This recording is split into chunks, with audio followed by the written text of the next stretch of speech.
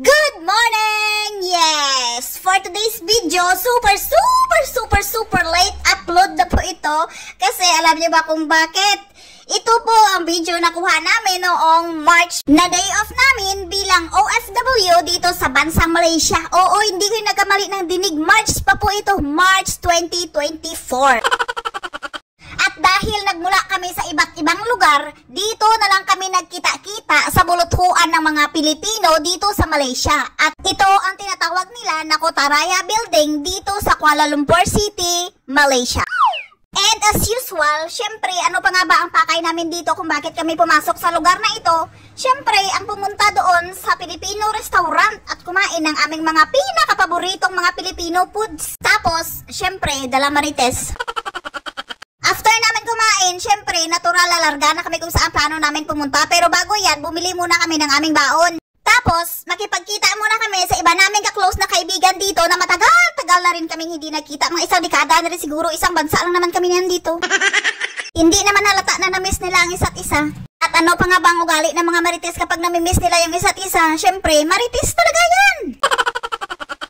At ayun nga, dahil hindi naman daw siya sasama sa amin kasi hindi daw siya prepared, kasi hindi daw namin siya sinabihan. Ayun, lumabas na lang kami at nag-book ng grab car papunta doon sa pupuntahan namin. Pero itong mga kasama ko, mga hunghang talaga to, mga hunghang talagang literal to. Alam niyo ba kung bakit? Yung na-book na grab car, matagal na palang naghihintay dyan sa harapan namin pero hindi namin nakita. Diyos mio, Marimar. Buti na lang, hindi masungit yung driver at hinatid kami ng maayos doon sa destinasyon namin. And finally, nandito na nga kami. Oo, nandito na kami sa pinaka-prestigiyoso at pinakasikap na kondominium dito sa Kuala Lumpur City. Yun ay ang Star Residence 2. Yes, Star Residence 2. Kita nyo ba? Star Residence yan. Star. At pangalawang balik na namin yan ngayon kasi nanalo ang aming kaibigan sa kanilang papromo noong una naming pagpunta dito. Oo, nagpa-promo po sila niyan sa mga customers nila. Kaya tsansa namin kasi niyaya niya kami ng libre. Wow! Finally, hindi naman nagtagal ang aming picture taking doon sa labas kasi dumating na ang aming sundo. Oo, sinundo kami ng caretaker doon na kaibigan ng kaibigan ko. Ayan o, ang magandang busabos ng Hampas Lupang Galang at siya rin ang nanalo ng papromo dito. At hindi naman halata na kahit pangalawang beses ko nang pagbalik yan dito ay medyo manol na manol pa rin, no? Panay pa rin ng selfie sa elevator. Habang yung iba ay nagmamaritisan. At hindi rin nagtagal na nakarating na kami dito sa lugar na pagtatambayan muna namin.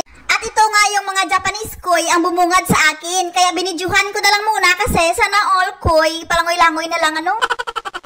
So ayun, at dahil nga daw hindi pa naka-check out yung guest doon sa room, dito muna kami tumambay or hindi ko lang talaga sure, no? Baka may bagong guest na paparating or wrong timing talaga kami. Kaya dito muna kami tinambay ni Ate Mel. At wala namang problema sa amin yun kasi nga libre lang naman ito, napanalunan lang naman ito. At ang sabi ni Ate Mel, babalik lang daw kami uli kapag hindi na alanganin ang schedule ng mga guest at siya mismo ang tatawag sa amin para makapunta doon ng libre uli. O diva, mapasana all na lang talaga yung iba kasi nakapunta na kami dito ng libre, nakakita pa kami ng mga magagandang nilalang dito sa pool.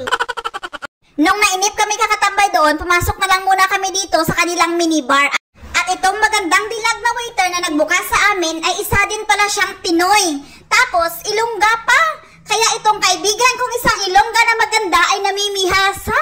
Siya kakapapicture ko kahit saan-saan kasi alam niya na nandyan si kabayan na magprotekta sa kanya kung sakali man. O diba, Pinoy lang makakarelate nito. And pagkatapos naming magpakasosyal dito sa minibar, ayun na nga, bumalik na nga si Ate Mel after 100 million years. Kasi bumili siya ng aming makakain doon sa labas. At niyaya niya na kaming umakyat sa rooftop para magpa-picture. Hindi kasi kami basta-basta makakaakyat dyan sa rooftop kung walang taga dyan na may hawak ng susi at nagyaya sa amin. Kasi kapag hinarang kami ng guard, wala kaming magawa. Baka mapagkamalan pa kaming terorista na ang totoo niyan, kami ay di hamak na mga hampas lupang gala na mga feeling turista at pumasok lang naman dito ng libre. Mga perwisyo pa nga yata kami doon sa nag-guide sa amin eh.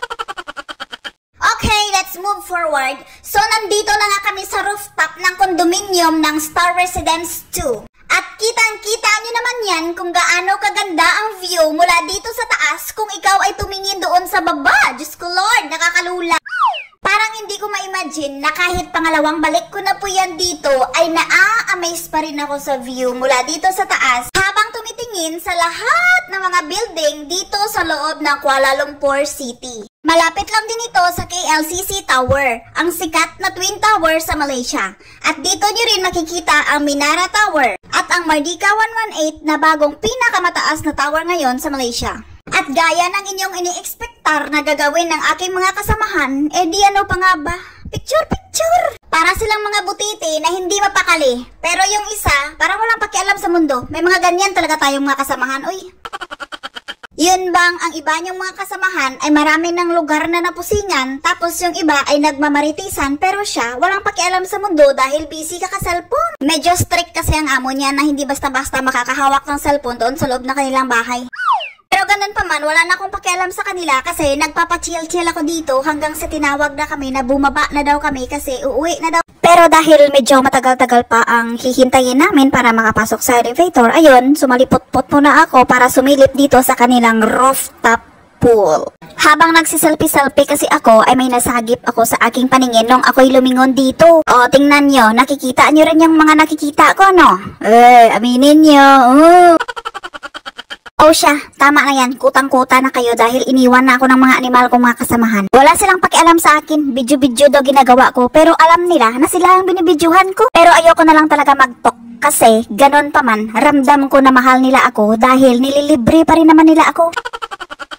Alright, that's all for today's video. And shout out to my Soul Sisters Charity family na palaging sumusuporta sa akin, and to my Team Marso family, especially to my grandpa na utot ng manok, and of course, Team Miliet, Team BFF Creators, and sa lahat-lahat ng mga teams na walang sawang nagsusuporta sa aking mga anik-anik na video. Bye!